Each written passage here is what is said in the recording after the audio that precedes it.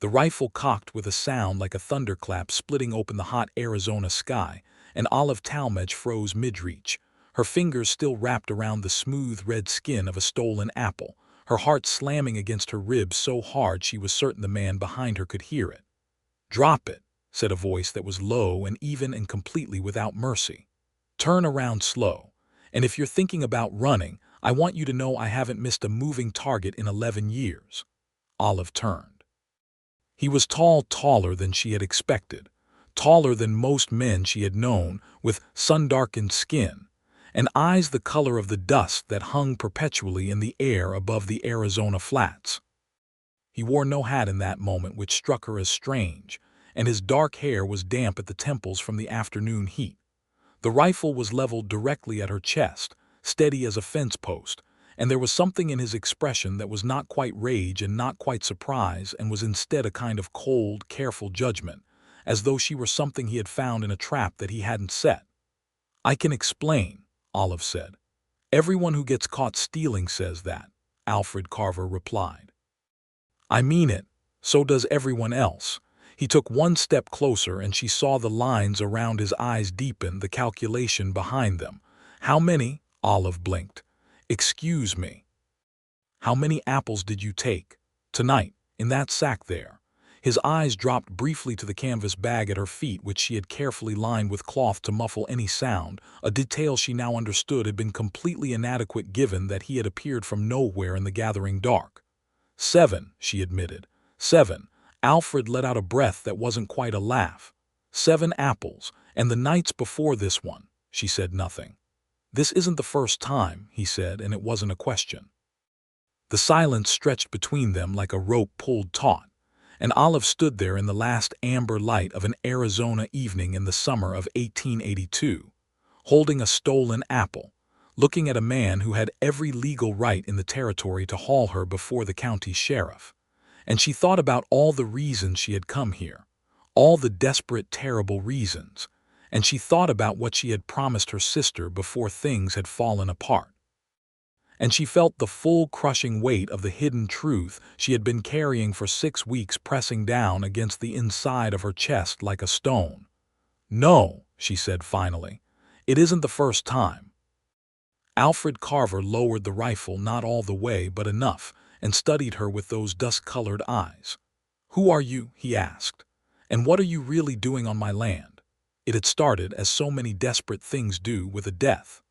Olive Talmadge had arrived in the town of Caldwell Creek, Arizona Territory in the middle of May, 1882, on the back of a freight wagon because she could not afford the stage. She was 24 years old. With dark red-brown hair she kept pinned severely beneath a sun-bleached bonnet, and green eyes that people sometimes mistook for hazel in low light, and hands that were already rough from the 2 years she had spent doing laundry work in Tucson after her father's gambling debts had consumed what little their family had ever possessed. She had come to Caldwell Creek for one reason. Her younger sister, Clara, had married a man named Donovan Marsh the previous autumn, and Clara had written her 3 letters in a row, each one slightly more frightening than the last, and then no letters at all for 11 weeks. The freight wagon deposited Olive at the edge of town with her single carpet bag, and the $4.60 that represented the entirety of her financial situation. Caldwell Creek was a town of approximately 200 souls situated in a shallow valley between 2 long ridges of red rock, and it had the look of every small western town she had ever passed through. A main street of packed earth, a general store, a saloon called the Roan Horse, a livery, a church with a crooked steeple, and everywhere the particular smell of horse and dust and things slowly baking in the relentless sun. She had gone straight to the address in Clara's last letter, which turned out to be a narrow house at the end of Pine Street with a broken front step and curtains drawn so tight they might have been nailed shut. The neighbor, an elderly woman named Mrs. Pratt who kept chickens in her yard, told Olive that Donovan Marsh had died in April from a fever, that Clara had gone to stay with Marsh's brother, whose name was Gerald Marsh, on his property outside of town, that Mrs. Pratt hadn't seen Clara in 3 weeks and didn't mind saying she had some concerns about that arrangement. Olive had thanked her and walked back to the main street and stood in the sun trying to think clearly through the fear that had begun to buzz at the base of her skull like a disturbed hive. Gerald Marsh was a name she had heard once in one of Clara's early, still hopeful letters, described as not quite like Donovan, harder somehow, but I am sure we will manage. Olive had not liked the sound of that then, and she liked it considerably less now that Clara was living under his roof with no husband to protect her and no letters reaching the outside world. She had gone to the sheriff's office, because that was the logical first step, and had explained the situation as clearly as she could to Deputy Hal Renfrew, a soft-faced young man who listened politely, and then told her that a widow staying with her late husband's family was not a matter for the law, and that unless she had evidence of harm, he could not go riding out to Gerald Marsh's property on the word of a worried sister from Tucson. She had gone to the preacher, Reverend Coolidge, who had offered to pray with her and had suggested that perhaps Clara was simply grieving and had lost track of her correspondence. She had spent 2 nights in the only boarding house, run by a sharp-eyed widow named Vera Hutchins, and had then discovered that 2 nights had consumed nearly half of her $4.60, and that the remaining sum would not sustain her for long enough to find work, establish herself, and figure out how to get her sister out of whatever situation she was trapped in. It was Vera Hutchins who had mentioned, almost in passing, that the Carver orchard produced the finest apples in the territory, and that Alfred Carver sold them at market each week, and also sold cider in the autumn, and that the orchard was 2 miles east of town along the creek road. Olive was not, by nature or history, a thief. She had never in her life taken anything that didn't belong to her. But she was hungry, genuinely hungry for the first time since she had been a child in her father's ruined house, and she was exhausted and frightened about her sister, and she had looked at her remaining coins and done the mathematics of survival, and decided that necessity was a more compelling argument than property law. The first night she had taken 3 apples, eaten 2, and traded 1 to a boy who worked at the livery in exchange for information about the road to Gerald Marsh's property. The second night she had taken 4 and eaten them all over 2 days while she asked careful questions around town about Gerald Marsh's reputation, his temper, his habits. The third night she had taken 5 and sold 2 of them to a woman at the edge of town who kept a little kitchen garden and sometimes bought produce she couldn't grow herself. The small coins she accumulated this way were not enough to solve anything, but they were enough to keep her in meals and let her stay at Vera's for another week, and during that week she had learned enough about Gerald Marsh to confirm every fear she had arrived with. He was known to drink heavily. He had driven 2 hired men off his property over disputed wages. He had a temper that people described with the careful, euphemistic language that people in small towns always used when they were afraid to say a thing plainly. And on the 7th night, with her canvas bag and her cloth lining, and her method of moving through the orchard that she had refined with each visit, she had reached for her 7th apple in the low evening dark, and heard the unmistakable sound of a rifle being cocked behind her. "Who are you?" Alfred Carver asked again. "And what are you really doing on my land?" Olive looked at him in the dying light. He had lowered the rifle now so that the barrel pointed at the ground between them, and she understood that this was not mercy but rather calculation. He had decided she was not a physical threat, which meant he was now deciding what kind of threat she actually was. She made a decision. She was tired of careful half-truths and small evasions, and something about this man's directness, the flat, honest quality of his attention, made deception feel not only wrong but useless. "My name is Olive Talmadge," she said. "I came to Caldwell Creek 6 weeks ago to find my sister, Clara Marsh, who was the wife of Donovan Marsh before he died in April. I have reason to believe she is being held against her will on Gerald Marsh's property and that she may be in danger. I arrived here with almost no money. I have no family to send for and no resources beyond what I can find myself. I have been stealing your apples because I needed to eat and because I needed a small amount of money to sustain myself while I figure out how to help her. I am sorry for taking what was yours. I am not sorry for the reason I took it." Alfred Carver was quiet for a long moment. The creek murmured somewhere in the dark below the orchard slope, and somewhere distant a dog barked and was silent. "Gerald Marsh," he said finally, and there was something in the way he said the name that was not neutral at all. "You think he's holding your sister. I think he is doing something to her that she cannot escape from alone. How old is your sister?" 22. Another silence. Alfred set the rifle butt against the ground and leaned on it slightly, and looked at the orchard around him as if he were thinking about something other than the apple trees. "How much money do you need?" he said at last. Olive stared at him. "I am not asking you for money. I know you're not. I'm asking how much you need to live on while you do whatever it is you're going to do." He paused. "You've taken maybe 24 apples over 6 weeks. At market price that comes to about 32 cents.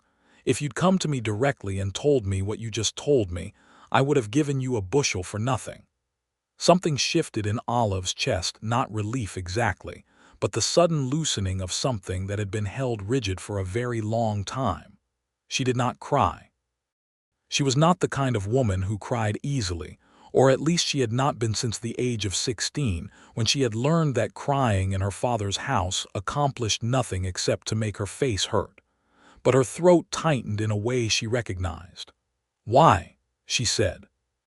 "Because I've known Gerald Marsh for going on 9 years, Alfred said. "And there isn't a version of this story where I assume you're lying.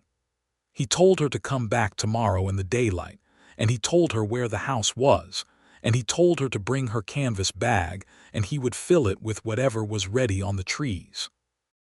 And then he watched her go with those steady eyes, and Olive walked back toward town in the dark, feeling as though something enormous had shifted in the geography of her situation, as though a wall she had been pressing against for weeks had given way to reveal a door. She did not sleep well that night. She lay in her narrow bed at Vera Hutchins' boarding house and thought about Alfred Carver's face in the fading light, and the way he had said Gerald Marsh's name. And she thought about Clara. And she thought about the particular vulnerability of being a woman alone in a territory that had very few laws that reliably protected women who needed protecting. In the morning, she washed her face and pinned her hair and went to the Carver property in the full yellow light of a June morning. The orchard was beautiful in daylight. She could admit that now that she was not moving through it in guilty haste. The trees were in full leaf, heavy with the early fruit, running in long organized rows down the slope of the hillside to where the creek made a bend through the cottonwoods. Beyond the orchard was a barn in good repair, and a house that was large for a single man, solid and well kept, with a porch that faced east to catch the morning light. There was a kitchen garden along the south wall and a fenced paddock where 3 horses stood in the shade of an old mesquite. Alfred Carver was in the kitchen garden when she arrived, crouched between rows of something green, and he stood when he heard her footsteps on the path and looked at her in that full measuring way he had, and she felt her own awareness of him as a separate and distinct thing from her awareness of her situation, as though the two had to be kept in different rooms of her mind. He was perhaps 30, she estimated, maybe 32. There was nothing easy or soft about him. His face had the quality of something useful rather than decorative, but he was not unkind-looking. His hands, she noticed when he came toward her, were the hands of someone who worked with them constantly, calloused and certain. "Miss Talmadge," he said. "Mr. Carver." He gestured toward the porch. "Come sit. I want to hear the whole thing." She told him the whole thing. She sat in one of the 2 wooden chairs on the east-facing porch with a cup of the best coffee she had tasted in years, and she told him about her father's debts and Clara's marriage, and the 3 letters, and the silence and Mrs. Pratt's worried chickens and Deputy Hal Renfrew's unhelpfulness, and everything she had learned in 6 weeks of careful questioning around town. Alfred listened without interrupting except twice, once to ask her when exactly the letters had stopped, and once to ask what specifically the second and third letters had said that worried her. She showed him the letters. She kept them in the inner pocket of her jacket, folded small, and she smoothed them on the porch rail and watched him read them with the same concentrated stillness he seemed to bring to everything. Clara's second letter read, in part, "Gerald is not a patient man, and I find I must be very careful about what I say and when. I do not mean to worry you, Olive. I only mean that things are not exactly as I thought they would be, and I am learning to manage." Her third letter read, "I do not think I should write again for a while. Gerald does not like the expense of postage, and I do not want to make him angry. Please do not come here. I am fine." That last sentence, "please do not come here," was underlined twice, which was the kind of thing Clara did when she meant the opposite of what she wrote, a habit they had developed as children in their father's house, a private language of negation. Alfred folded the letters carefully and handed them back. "She's frightened," he said. "She's been frightened since at least March," Olive said, "possibly longer." He was quiet for a moment, looking out at the orchard. A red-tailed hawk moved in a slow circle above the far tree line, riding the morning air. "Gerald Marsh," he said again in that same tone. "He had a man working for him last year, name of Pete Dunbar, who quit after 2 months and came to me looking for work. He had a broken rib that he said came from a fence post falling on him. I hired him and didn't ask too many questions because sometimes that's the kindest thing you can do." "Did he work here long?" "Still does." Alfred nodded toward the barn. "I'll ask him tonight what he remembers about the property layout. If your sister needs to be gotten out of there, it would help to know where the house sits and what the ground looks like." Olive set down her coffee cup very carefully because her hands had started to shake slightly and she did not want him to see it. "You're going to help me." "I said I would fill your bag with apples," Alfred said, with something that might have been the beginning of a smile at the corner of his mouth. "The rest is just good sense." She helped him in the orchard that morning. He hadn't asked her to, and she hadn't asked if she could. But when he picked up a basket and started down the rows, she fell in beside him and began to work. Because she could not sit still on a porch while someone else worked, and because working made the fear quieter. They worked side by side in the long rows of apple trees in the climbing morning heat, and the work had a rhythm to it that was almost meditative. The reach and twist of each apple from the branch, the satisfying weight of the fruit in the hand, the growing heft of the basket at her feet, and they talked while they worked, first about the orchard, and then about Caldwell Creek, and then, carefully, about other things. She learned that Alfred had come to the territory in 1875, when he was 23, and had spent 3 years working other men's ranches and saving every cent until he could buy the land along the creek. He had planted the first trees in 1878 and had spent 4 years coaxing them to the point where the orchard produced enough to sell. He had built the house himself with help from a few neighbors. He had no family in the territory. His mother was in Missouri, and his father had died in 1876. And he lived alone except for Pete Dunbar and a young boy named Talmadge who helped at harvest time and whose family had a small place along the creek road. He asked about her life before Tucson, and she told him about Missouri too, the small town outside of Joplin where she and Clara had grown up, their mother who had died when Olive was 12 and Clara was 10, their father who had been charming and funny and completely unable to stop gambling, and had spent the last years of his life systematically dismantling every material thing the family owned in exchange for the brief hot pleasure of risk. She told it without self-pity, which was the only way she knew how to tell it, and Alfred listened with the same quality of full attention he seemed to bring to everything. "And after your father?" he asked. "He died 2 years ago." I had already been in Tucson for a year by then. Clara married Donovan Marsh 6 months after that. She met him when he came through Tucson on cattle business. He seemed decent. I thought she would be all right. She paused. "I should have asked more questions." "You couldn't have known."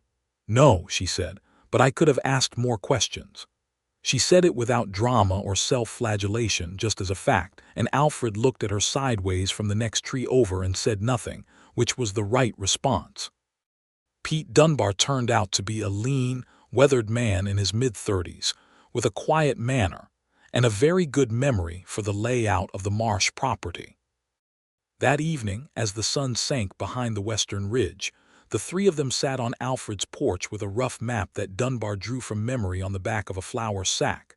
The main house, the barn, the water pump, the road, the distances between things. "He keeps the doors locked at night," Dunbar said about Gerald Marsh. "Front and back.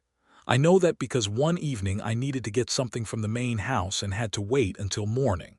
He paused. "I don't know what happened between him and the woman, the widow. That was after my time there. But I know the way that man runs a property, and I wouldn't want anyone vulnerable living under his roof." "What about neighbors?" Olive asked. "Are there other properties nearby?" "The nearest is the Hooper place, about a mile and a half south. But Tom Hooper and Gerald Marsh play cards together on Fridays, so I wouldn't count on help from that direction." Olive studied the map in the fading light. The hidden truth she had begun to suspect when she was asking questions around town was becoming clearer now, more solid, acquiring the weight of confirmed detail. Gerald Marsh was not simply a difficult man.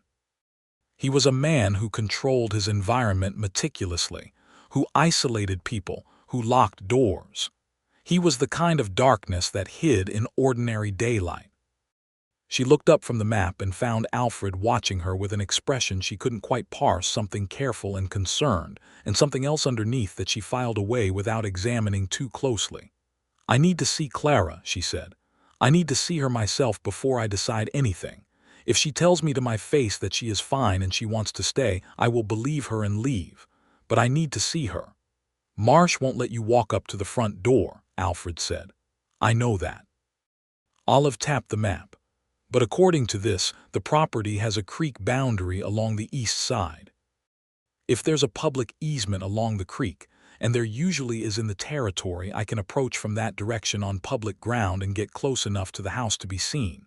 Alfred and Dunbar exchanged a look. "There is an easement," Alfred said slowly. "I use it myself to access the lower section of my own land." "Then I'll go Thursday morning," Olive said. "Early, before Marsh is likely to be active. Clara was always an early riser. If she goes to the pump for water in the morning, the pump is on this side of the house, close to the creek boundary." "I'll come with you," Alfred said. "You don't have to. I'm aware of that." She looked at him. He met her eyes steadily. There was no performance in it, no attempt to look heroic or generous. He simply said a thing and meant it, the way he seemed to say and mean everything, and Olive felt something she identified after a moment as trust, which was not a feeling she had experienced recently enough to recognize it immediately. "All right," she said. "Thursday morning." She stayed for supper that night, which had not been the plan but which happened naturally out of the progression of the conversation, and the fact that Alfred simply began cooking at a certain point and set a second plate without asking. The meal was plain salt pork and beans and cornbread, and more of the excellent coffee. But it was the first meal she had eaten at a table with another person in 6 weeks, and she had not realized until that moment how profoundly lonely she had been. They talked through the meal about everything and nothing, working their way from the practical details of Thursday's plan to the broader geography of the territory, to the particular difficulties of growing any crop in Arizona's relentless heat. Alfred knew the land with an intimacy that was almost poetic. He could describe the drainage pattern of a specific hillside or the way the creek behaved in February with the same detailed attention that other men used for things they loved. "You talk about this land the way some people talk about God," Olive said. He considered this. "I suppose the land has done more for me than most things I've known," he said. "It doesn't make promises it doesn't keep." "No," she agreed. "It doesn't do that." She walked back to town in the early dark, and she was aware as she walked of a change in the quality of her fear. It was still there, the anxiety about Clara, the uncertainty about what Thursday might reveal, but it sat differently in her chest now, less like a stone and more like something she was carrying in both hands rather than alone. She had gone to Alfred Carver's orchard 6 times as a thief and had been caught on the 7th visit, and instead of what she had feared, humiliation, legal trouble, a worse poverty, she had found something she hadn't known she was missing. The thought made her stop for a moment on the dark road and look up at the enormous Arizona stars and breathe carefully. She was not a woman who indulged in romantic thoughts. She had seen what romantic thoughts had done to her mother, who had loved her father past all reason and had died young and exhausted. She had seen what they had done to Clara, who had followed her heart into Donovan Marsh's arms and then into Gerald Marsh's locked house. Olive had made a private decision years ago in the laundry rooms of Tucson that she would not be that kind of woman. She would be useful and practical and clear-eyed, and she would survive. But she was also honest enough, standing on that road under those stars, to notice that something had opened in her chest today that she had not consciously opened, and that Alfred Carver's steady eyes and his full attention and his coffee and his implicit, unasked help had done something to the private architecture of her practicality that she was going to need to think about. She walked on. She thought about Clara instead and made plans, and did not think about Alfred Carver's hands or the way his voice sounded when he talked about the land he had built with his own labor. Not very much, anyway. Thursday came with a sky the color of peach skin and air that was already warm before the sun was fully up. Alfred met her at the fork of the creek road at first light, and he had brought 2 horses and a canteen of water, and had said nothing about the fact that this was a considerable thing he was doing for a woman he had known for 4 days. They rode east along the creek in the new light, the horses stepping carefully through the scrub, the water beside them moving fast and quiet over the stones. The cottonwoods along the bank were already loud with birds, canyon wrens, and mockingbirds, and the liquid 3-note call of a western tanager somewhere in the upper branches. Alfred rode slightly ahead, not because he was leading in some pointed way, but because he knew the terrain and she didn't, and occasionally he turned to check that she was managing the ground, and each time he did she felt the small weight of his attention like something physical. They tied the horses in a stand of cottonwoods about a 1/4 mile from the Marsh property and went on foot, moving quietly through the scrub brush along the creek bank. The sun was just clearing the eastern ridge when they came in sight of the house. It was a larger property than she had expected, a solid adobe house with a wooden extension built on the eastern side, a barn, several outbuildings, and a water pump in the yard perhaps 40 feet from the creek boundary where they crouched in the brush. The house looked prosperous in the external sense, well-maintained, with nothing on the outside to indicate anything wrong with what went on inside. They waited. 15 minutes passed, then 20. Then the back door of the house opened, and a woman came out with a bucket, and Olive had to press her fist against her mouth to keep from making a sound. Clara was thinner than she had been. That was the first thing. Thinner in a way that was not incidental. Her wrists were narrow where they held the bucket handle, and her face had a hollowed quality that Olive associated with sustained hunger or sustained fear or both. She walked with a careful economy of movement, the way a person walks when they are always conscious of being observed, and her eyes swept the yard before she went to the pump in a gesture so automatic that it was clearly habitual. She did not look toward the creek boundary. She pumped the water and lifted the bucket and turned back toward the house. "Clara," Olive called, barely above a whisper, just loud enough to carry across the 40 feet of yard. Clara stopped. She turned, and her eyes found the brush line immediately, which told Olive that her sister had been watching that line for something, for any possible avenue out, and had memorized its geography. For one moment Clara's face was completely open, shock and joy and terror all at once, the kind of expression that could only be genuine because no one performed all 3 of those things simultaneously. Then the terror took over and Clara shook her head in short, sharp movements and pointed toward the house with her eyes, meaning Gerald is inside, meaning go, meaning you will make it worse. Olive stood up slightly, just enough to be fully visible. She pointed to herself and then toward the road and then held up 3 fingers and then one, meaning Thursday morning she would be here. She pointed at Clara and then to her own heart. Clara's eyes filled. She nodded once, barely perceptible. Then she turned and walked back into the house and the door closed, and Olive crouched back into the brush and felt Alfred's hand come briefly to rest on her shoulder, a steadying touch, present and gone, and she sat with the image of her sister's thin wrists and terrified eyes burned into her memory, and understood that she could not leave Clara in that house. They rode back in silence for a while, and then Alfred said, "She's being held there." "Yes," Olive said, "not by locks alone. She's afraid of what he'll do if she tries to leave." "Yes." Another silence. The horses moved through the morning light and the creek ran beside them, and somewhere ahead a jackrabbit bolted from the brush and vanished. "There are options," Alfred said carefully. "If we go to Renfrew told me he couldn't help without evidence of harm. He told you that 6 weeks ago. You have considerably more information now. And I can go with you, which is different from you going alone." He paused. "I've known Hal Renfrew since he was 18 years old, and I can talk to him in a way that gets different results than a stranger woman walking in off a freight wagon." Olive absorbed this without offense, because it was simply true, and she had already known it was true. This was the particular injustice of the world she lived in, that her word alone was insufficient for the same systems that would respond to a man's endorsement of that same word, and she had made her peace with it as a strategic reality rather than a moral one, because fuming about it changed nothing. "All right," she said. "Let's go to Renfrew together." What followed was 2 days of careful strategy. They went to Deputy Renfrew together, Alfred and Olive, and Alfred spoke first and established the context, and then stepped back and let Olive speak.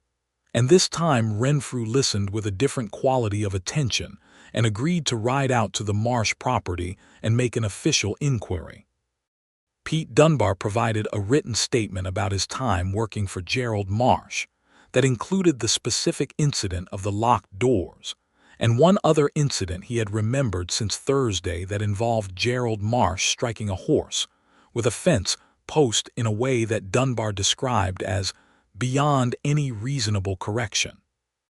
Renfrew went to the Marsh property on Friday afternoon, and he came back to town with the information that Clara Marsh had told him she was fine and needed no assistance, which was exactly what Olive had expected Clara to say with Gerald Marsh standing 3 feet away. "She's saying what she has to say to protect herself in the moment," Olive told Renfrew. "Ma'am, if she tells me she's fine, she will tell you she is fine every time you go there with him listening," Alfred said. "That is what people in that situation do. It is not the same as being fine." Renfrew took off his hat and looked at the floor. He was not a cruel man, Olive had decided. He was a young man in a job whose rules were written by and for a world that did not account for every way that harm could be done. "What would you have me do?" he said. "Come back with us Thursday morning," Olive said. "Early, before Marsh is awake. If I can speak to my sister alone without him present, she will tell me the truth. And if she tells me the truth, you'll have your evidence." Renfrew looked at Alfred, and Alfred gave him a level look back, and Renfrew said he would think about it and let them know. He let them know the following morning. He said yes. In the days between Friday and Thursday, Olive went to Alfred's orchard in the mornings and helped with the work, not because he asked her to, but because she needed something to do with her hands, and because the orchard was the most peaceful place she had found in 6 weeks of a very unpeaceful existence. Alfred did not tell her to stop or suggest that it was unnecessary. He gave her a proper basket and showed her which fruit was ready and which needed another week, and they fell back into the rhythm of work and conversation that they had found on the first morning. She learned more about him in those days. She learned that he had been engaged once, to a woman in Missouri before he came west, and that the engagement had ended when it became clear that he was genuinely going to leave for the territory, and she was genuinely not going to follow. He spoke about it without bitterness, just as a fact: two people with incompatible lives, neither of them wrong, simply incompatible. She learned that he read, which surprised her until she saw his shelves. Not many books, but well chosen, read carefully to judge by the condition of the spines.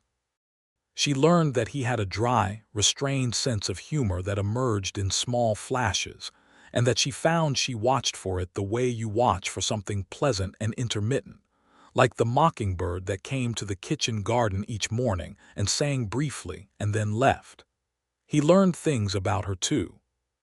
He asked careful questions and listened carefully to the answers, and she found herself saying things she had not said to anyone in years about the laundry work and the loneliness of Tucson, about the particular quality of pride that came from having built your own survival from nothing, about her complicated grief for a father who had been both charming and destructive, and who she had loved against her better judgment. Alfred listened to all of it with his full attention, the way he had listened to everything from the beginning, and she was beginning to understand that this was not a performance of attentiveness, but simply how he was, a man who had decided that what other people said was worth hearing. On Wednesday evening she sat on his porch after the day's work and watched the sun go down behind the western ridge, and Alfred brought out 2 cups of coffee and sat in the other chair, and they sat together in the cooling air without speaking for a long while, which should have been awkward and was entirely comfortable. "Are you frightened about tomorrow?" he asked finally. "Yes," she said. "Not about Gerald Marsh, about what Clara might tell me," he nodded. He understood the distinction, that the worst fear was not the confrontation but the revelation, the possibility that what she found would be worse than what she had been imagining. "Whatever she tells you," he said, "you'll know what to do." "How do you know that?" "Because I've watched you for the past 9 days," he said, "and you are one of the most capable people I've encountered in this territory. You came here alone with $4.60 and a plan to extract your sister from a situation that most people would have considered too complicated to attempt. Whatever tomorrow brings, you'll know what to do with it." Olive looked at him. The words settled somewhere in her chest in a way that had nothing to do with practical necessity, and she felt the particular warmth of being known, not performed for, not charmed, simply seen accurately by someone who had been paying close attention. "Thank you," she said, and meant it for considerably more than the words. He met her eyes in the last of the evening light and said, "For what?" With that small restraint at the corner of his mouth that was the closest he usually came to a smile, and she understood that he was being deliberately modest about the extent of what he was doing, which was another thing she had noticed and filed away in the room of her mind that she was no longer pretending didn't exist. Thursday came. They met Renfrew at the Creek Road fork before dawn, Alfred and Olive on horseback and Renfrew, with a second deputy named Cass, a quiet man in his 40s who had the look of someone who had seen enough of the world to be unsurprised by most of it. They rode in near silence to the cottonwood stand and tied the horses and went the last quarter-mile on foot in the gray pre-dawn. The plan was this: Renfrew and Cass would approach the front of the house openly, with official purpose, and knock on the door and state that they were conducting a welfare check as required by the complaint of a family member. This would engage Gerald Marsh at the front of the house. At the same time, Olive would go to the back, to the pump, which was where Clara came every morning for water. Alfred positioned himself at the corner of the property, where he could see both the front road and the backyard, and had been asked by Renfrew to stay there and observe and intervene only if something went physically wrong. It worked because it was simple, and because Gerald Marsh, presented with official authority at his front door, did exactly what Olive had anticipated. He engaged the deputies in an agitated, defensive conversation that occupied his full attention and his position inside the front of the house. Clara came out the back door with her bucket at 6:15, and this time Olive didn't hide. She walked across the yard and took her sister in her arms, and Clara made a sound that was not quite a word, but was the most articulate thing Olive had ever heard. All the weeks of fear and isolation and forced silence condensed into a single breath against her shoulder. They had perhaps 5 minutes before Marsh's patience with the deputies ran out, and Olive used every second of them. She asked Clara directly, did she want to leave? Was she being harmed? Was she free to go?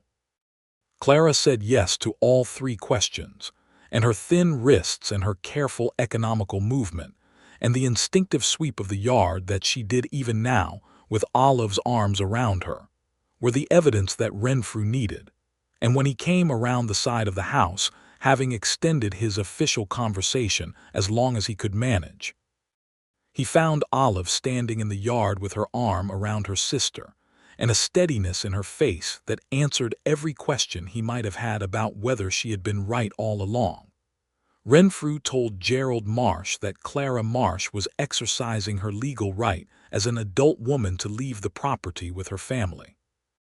Gerald Marsh came out of his house and stood in his yard, and was a large, reddish-faced man with the blasted look of someone who had expected to control this situation, and had found the control sliding away from him.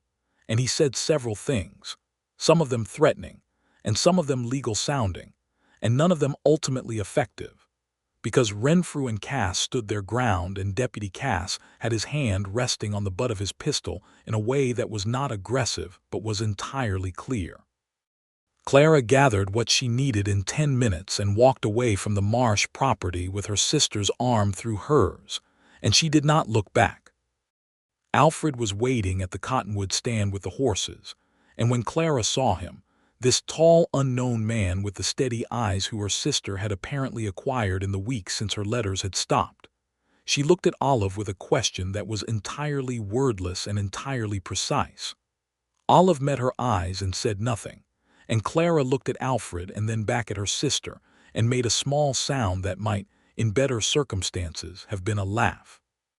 "Thank you," Clara said to Alfred directly, because whatever else had happened to her in Gerald Marsh's house, she had retained the directness that was a family trait. "You helped bring her here." "She came herself," Alfred said. "I just provided some information and some horses." Clara looked at him steadily for a moment and then at Olive again. "Is that what we're calling it?" she said quietly, and Olive said Clara, in a warning tone that had no actual warning in it, and Alfred looked at the horses with an expression of extreme neutrality. Gerald Marsh did not pursue them. Renfrew filed an official record of the welfare check and Clara's statement, and the combination of official documentation and the territory's general awareness that people were watching Marsh now created a sufficient deterrent. He was not the kind of man who was brave about opposition. He was the kind who required absolute control, and that control had been broken irrevocably. Clara stayed at Vera Hutchins' boarding house, and Olive paid for it with the money Alfred had pressed on her that first morning over her objections, and she spent the next week with her sister, sitting with her through the bad nights and the careful days, helping her eat enough and sleep enough and begin the slow process of reconstructing a sense of safety. Olive went to the orchard in the mornings, and Alfred came to town in the evenings sometimes, not always but enough, and they ate supper at the same table at Vera's twice that week and talked for long hours both times, and the particular warmth that had been growing between them acquired a new quality in those days, less careful, more present, as though the resolution of the immediate crisis had removed a barrier that had been keeping them both at a slight distance. On a Thursday evening, 1 week exactly from the morning they had gone together to the Marsh property, Alfred walked Olive back from the boarding house to the Creek Road, which was not on the way to his property at all, and was a fact that neither of them mentioned explicitly. They stopped at the place where the road forked, in the dark under a sky that was absolutely blazing with stars, and Olive said, "I don't know what happens next." Alfred said, "What do you mean?"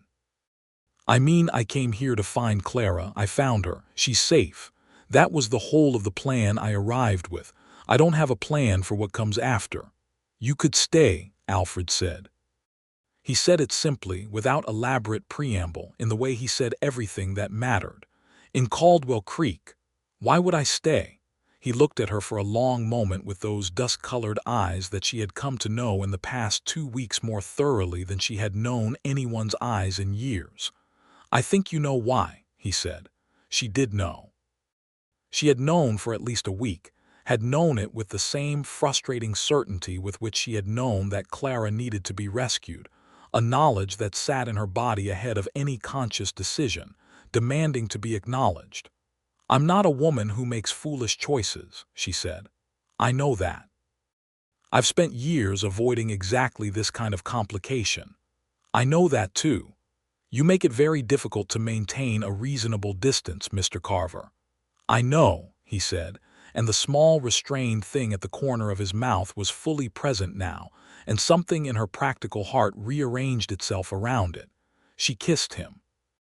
She did it the way she did most things, directly, without extensive deliberation, because she had been thinking about it for several days and had identified no logical argument against it that she found genuinely compelling. He kissed her back immediately, as if he had been waiting for exactly this without any expectation that it would arrive, and his hands came to her face with the same careful certainty that characterized everything else he did. And the stars above the Arizona territory blazed on indifferently and enormously. They stood at the fork of the creek road for a long time in the dark, and talked quietly about things that were not urgent and not practical, but were simply honest. What they wanted, what they were afraid of, what they had decided about the shape of their lives before this, and what they were now considering revising. Alfred said that he had built the house bigger than he needed for one person, and said it without any of the manipulative framing that that sentence could have carried, just as a statement of a fact that was now relevant. Olive said that she had spent 2 years in Tucson telling herself that self-sufficiency was the same as fullness, and that she had been wrong, and said it with the same honest precision with which she faced everything. She walked back to Vera's that night and lay in her narrow bed, and looked at the ceiling and felt something she had not felt in so long that it took her several minutes to name it accurately. She felt happy. Not relieved, not merely safe, genuinely, quietly, warmly happy, in the uncomplicated way that comes when something you had given up expecting arrives fully formed and real. The next months were not effortless. Nothing in the Arizona territory in 1882 was effortless. But they were good, in the deep-rooted way that good things tend to be when they are built from work and honesty rather than from wish. Clara recovered gradually and then quickly, the way young women sometimes do when the source of danger has been removed and they are surrounded by love.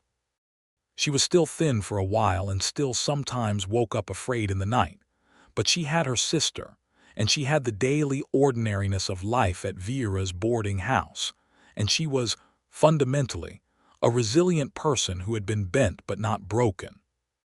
By August, she was helping Vera with the cooking in exchange for reduced board, and by September, she was corresponding with a cousin in Kansas City, and by October, she had a quiet admiration for a young schoolteacher named Martin Webb who taught at the Caldwell Creek schoolhouse, and who appeared to share her interest in the particular admiration.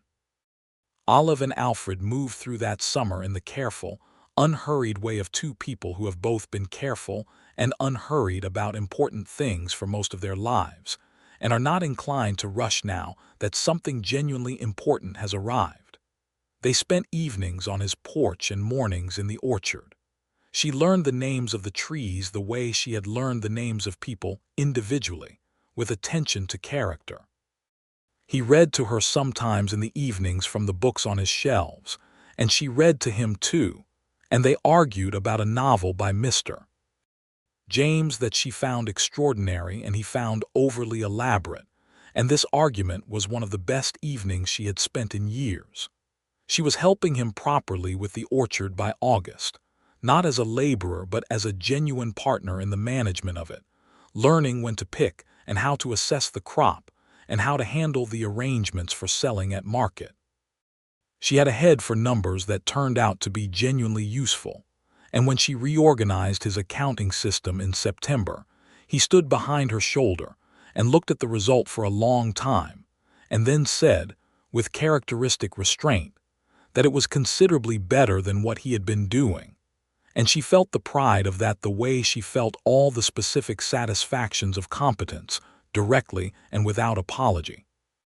He asked her to marry him on an October evening in the orchard, when the harvest was in, and the air had the clean, cool quality that October brought to even the hottest Arizona valley.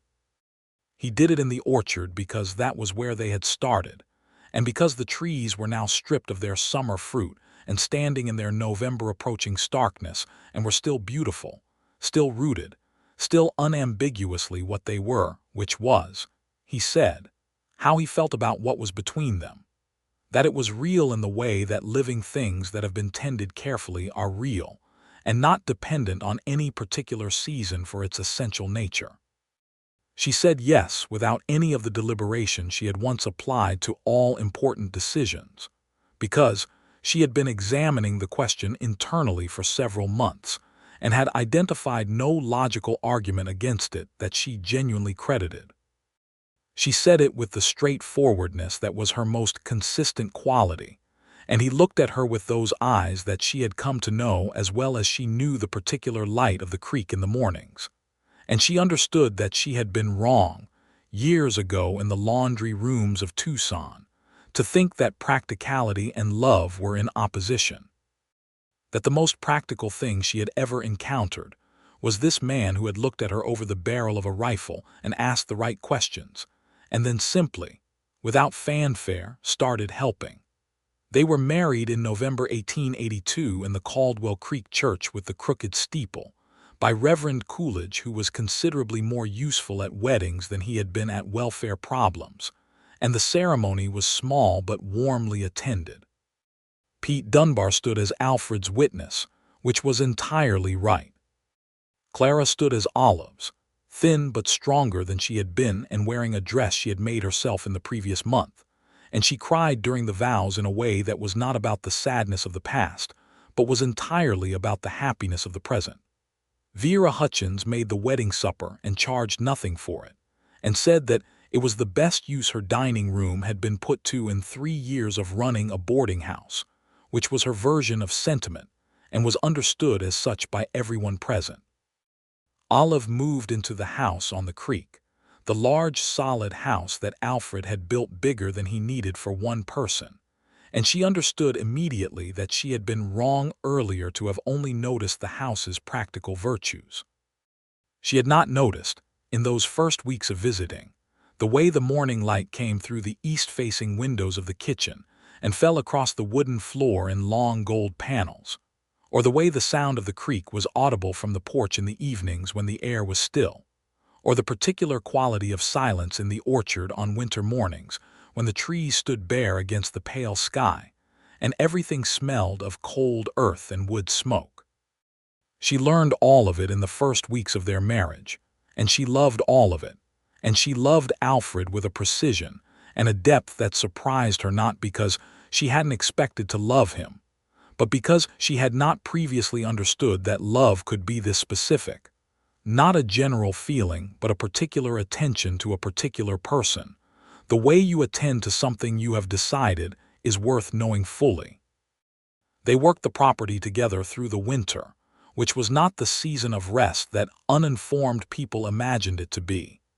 There were trees to be pruned and soil to be prepared and equipment to be repaired and plans to be made for the coming season. Olive's accounting reorganization proved its worth when they sat down with the winter figures and found 2 places where money had been leaking out unnoticed, which Alfred addressed directly, and which produced a meaningfully better financial position than the previous year. She wrote to Mrs. Pratt in Missouri, not the Mrs. Pratt of the Caldwell Creek chickens, but a Mrs. Pratt who was her former neighbor and who kept her connected to the wider world, and told her that she had found her sister and found a husband and was running an orchard in Arizona, which she acknowledged sounded unlikely, but was entirely true. Clara and Martin Webb began what was clearly a courtship, conducted with the careful propriety of people who had both had reason to be careful, and Olive watched it with a satisfaction that was almost protective in its warmth. Martin Webb turned out to be a man of genuine decency, not dramatic or romantic in the usual sense but consistent and kind, and quietly devoted to her sister's well-being in a way that expressed itself in small practical attentions that Clara noticed and responded to. By December, he was coming to Sunday supper regularly. By January, he had spoken to Alfred, which Clara found unnecessary but which Alfred handled with the kind of direct good sense that satisfied everyone. In February of 1883, Olive realized that she was going to have a child. She told Alfred on a cold morning in the kitchen, with the February light coming through the windows at its low winter angle, and she told him directly and without preamble, which was how she did everything. His response was to go completely still for a moment with the coffee cup in his hand, and then to set the coffee cup down very carefully, and then to look at her with an expression that she had never quite seen on his face before, something completely unguarded, layered with joy, and something almost like wonder, and she thought she would remember the exact look of that expression for the rest of her life. They had a son in October 1883, whom they named James after Alfred's father, and who arrived in the world with a full head of dark hair and a remarkably assertive personality for someone who had been alive for 3 hours. Doc Hayward, who attended the birth, said he was one of the finest specimens he had seen in 20 years of frontier medicine, which everyone understood to be an exaggeration but appreciated nonetheless. Alfred held his son for the first time while Olive was sleeping, exhausted by the work of bringing him into the world, and she woke up to find him sitting in the chair by the bed with James in his arms, and he was talking to the baby in a low voice about the orchard, about which trees would be ready in November, and what the winter pruning would require, and how the creek behaved in February. And Olive lay very still and listened to her husband explaining the land he had built to the son they had made together, and felt the full weight of her happiness like something physical. Clara and Martin Webb were married in the spring of 1884. They were married in the same church with the crooked steeple, and Olive stood as witness and held James on her hip and watched her sister's face during the vows, open and certain, and absolutely free from the shadow that had lived in it during the Marsh years. And this time it was Olive who cried, which surprised almost everyone present, including herself. Martin was offered a position at a larger school in Tucson the following autumn, and he and Clara moved south, and this meant that Olive and her sister were no longer in the same town, which was genuinely hard for both of them. But they wrote regularly real letters, long letters, the kind that arrived fat with detail, and Olive went south twice a year, and Clara came north twice a year, and the distance was never large enough to feel like loss. Pete Dunbar continued to work on the Carver property, and had, over the course of 1883, quietly and without much announcement, married a woman named Rosa who kept a small shop in town, and who was widely considered to be considerably smarter than Pete himself, something Pete acknowledged readily and without any apparent distress. Rosa and Olive became friends in the particular way that women become friends on the frontier, which was to say that friendship was less a luxury than a necessity, and both of them knew how to recognize it and maintain it. The young boy named Talmadge, who helped at harvest time, grew up over the following years into a reliable and skilled worker, and eventually, in 1887, became a full partner in the operation of the orchard in all but legal title, which was remedied in 1888 when Alfred drew up a formal partnership agreement that Olive handled the financial structure of, and which Talmadge, then 20 years old, signed at the kitchen table with a solemnity that made his mother, who had come for the occasion, cry discreetly into her apron. Gerald Marsh left Caldwell Creek in 1884. He sold his property to a cattle consortium from Texas and moved north, toward Colorado, and nobody in Caldwell Creek was sorry to see him go. Renfrew, who had continued to make official records of welfare and conduct in a way that had made Marsh's position in the community increasingly untenable, said when he heard the news that he was glad and that he had done better by the situation than he had originally, which Olive acknowledged as the honest assessment it was. The Caldwell Creek of 1885 was a different town than the one Olive had arrived in on the back of a freight wagon in May of 1882. It had grown, a new school had been built, a doctor's office had been properly established with Doc Hayward's full-time practice. The Roan Horse Saloon had acquired competition in the form of a hotel, with a dining room run by a pair of brothers from Ohio who cooked exceptionally well. The railroad, which had seemed theoretical when Olive had first heard people talking about it, was now a genuine presence less than 40 miles to the south, and its effects were felt in the availability of goods and the movement of people in ways that changed the texture of daily life in ways both welcome and complicated. Olive watched the changes with the same careful attention she brought to everything, and wrote about them in her letters to Clara and to Mrs. Pratt in Missouri, because she had a good journalist's eye for the way things evolved, which she had not known was a capacity she possessed until she had a settled enough life to exercise it. Alfred read her letters before she sent them sometimes, not from surveillance but from interest, because he said she described things in a way that made him see them freshly even when he had been looking at them for years.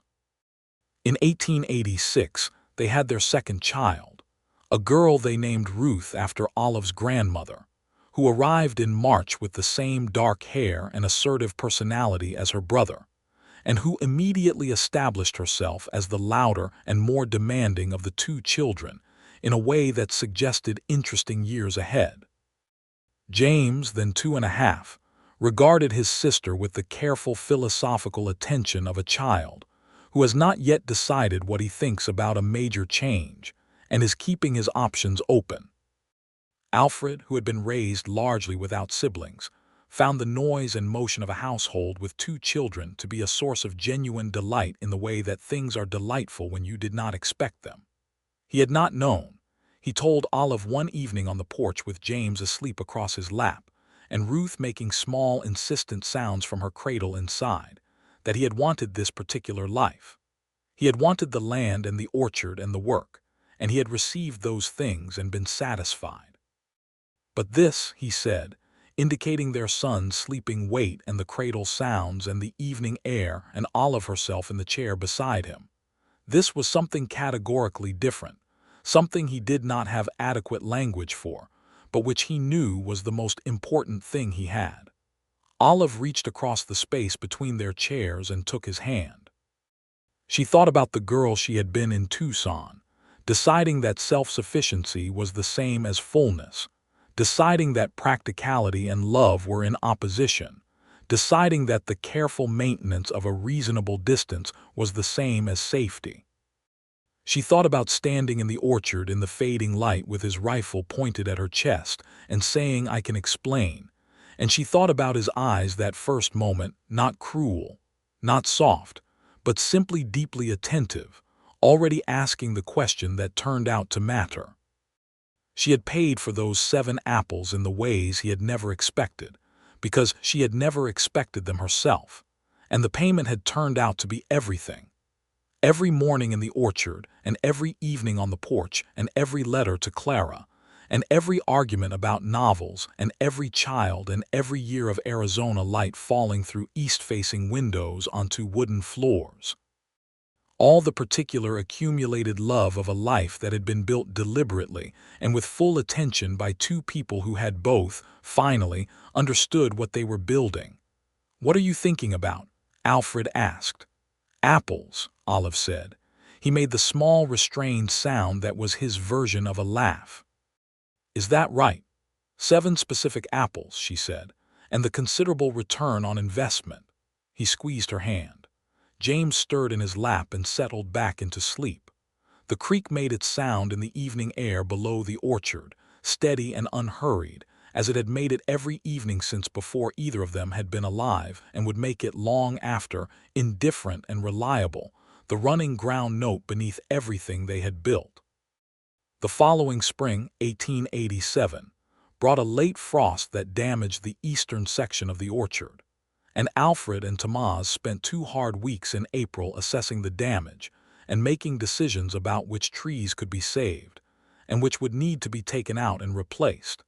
And Olive ran the accounts and managed the market arrangements and took James with her to the orchard every morning in the strengthening April light to check on the progress. Because she had decided that a child who grew up in an orchard should know the orchard as it was at every stage, including the difficult ones.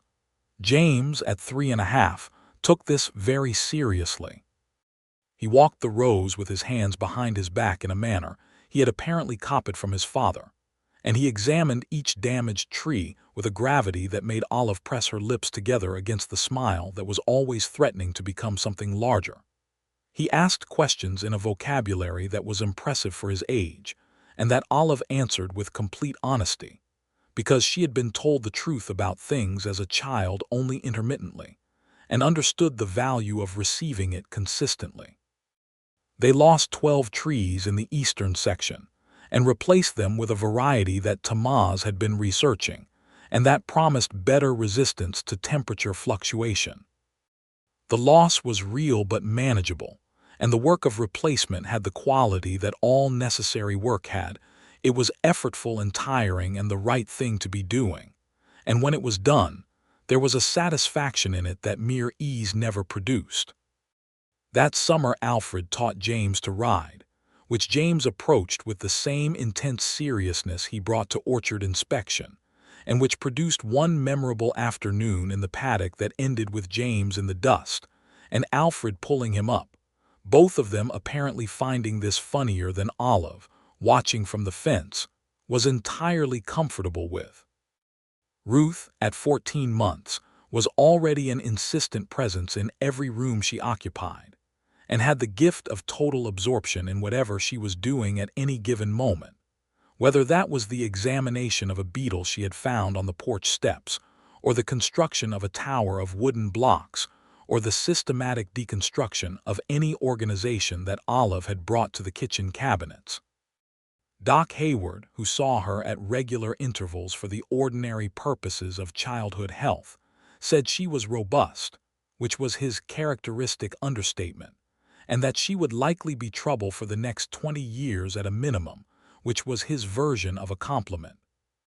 In the autumn of 1887, a letter arrived from Clara that said she was expecting a child in February, and that she and Martin were very happy and very afraid in the particular combination that first-time parents seem to universally experience, and that she thought of Olive every day and was grateful every day for the sister who had come across the territory on a freight wagon with $4.60 and a borrowed apple-stealing plan to bring her home. Olive read that letter sitting at the kitchen table with the morning light coming through the windows, and she folded it carefully and pressed it between her palms for a moment before putting it with the others she kept in the box on the shelf above the writing desk, the growing record of the life she and Clara had made on the far side of everything that had tried to unmake them. She wrote back immediately, a long, full letter that covered the orchard and the children and the town and Renfrew, who had been promoted to sheriff and had grown into the job considerably, and Rosa and Pete, who were expecting their own first child in the spring, and Talmadge and his partnership agreement, and the 12 replaced trees in the eastern section, and all the particular news of a life that was real and specific and hers.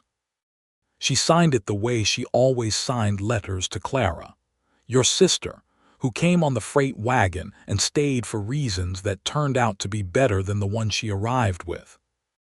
That November, 3 months after their 5th anniversary, Alfred found her in the kitchen garden on a cool morning and stood at the gate and looked at her in that way he had, the full attention, the careful seeing, and she looked up from what she was doing and met his eyes and felt, for the 1,000th or the 10,000th time, the particular warmth of being known by someone who had decided to keep knowing you indefinitely, with the same quality of attention they had brought to it at the beginning.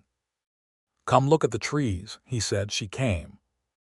The orchard in November was stripped and bare, the harvest in, the leaves gone, the branches black against a sky that was moving toward winter's pale severity.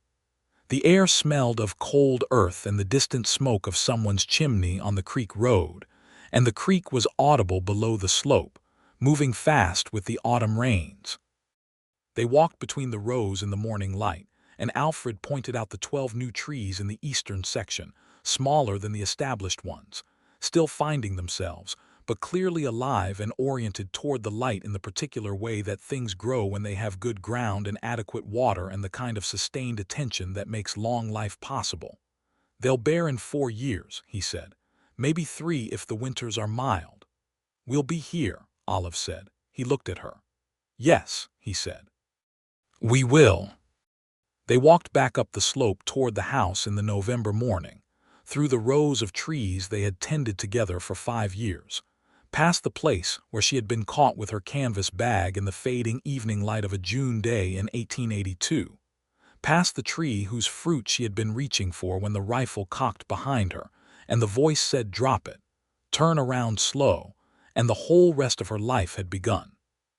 She paused at that tree and touched the bark, and Alfred paused beside her, and she thought about the girl who had stood here with her heart slamming against her ribs and her 7 stolen apples and her $4.60 and her desperate love for a sister she hadn't been able to stop trying to save. And she thought about everything that the girl had not yet known, about this man and this house and this orchard and the children asleep inside, about the particular quality of light on Arizona mornings and the sound of the creek in the evenings, and the way it felt to be seen completely by someone who had decided from the beginning to look. She took Alfred's hand, there in the November orchard, and they walked home.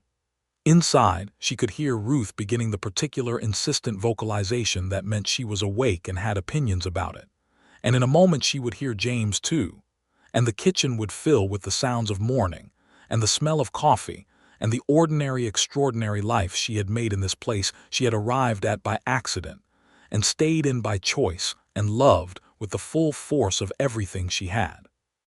She pushed open the kitchen door and went in, and Alfred came in behind her, and the November light came through the east-facing windows in long gold panels across the wooden floor, and everything was exactly as it had always been and completely new as it always was, every morning. This was the life she had paid for with 7 stolen apples and 100 unexpected payments after that, honesty and work and attention, and all the forms of courage that love requires from people who have learned to be careful about where they place their trust, and who discover, sometimes in the most unexpected places, that the placing has been absolutely right. The creek ran below the orchard in the cold November morning, steady and unhurried, carrying the snowmelt from the mountains that none of them had ever seen but whose presence was always felt in the water that ran through their land, and made the trees grow, and kept the apples coming, year after year, as long as the land was tended, and the people who tended it kept showing up to do the work and remained willing to be found.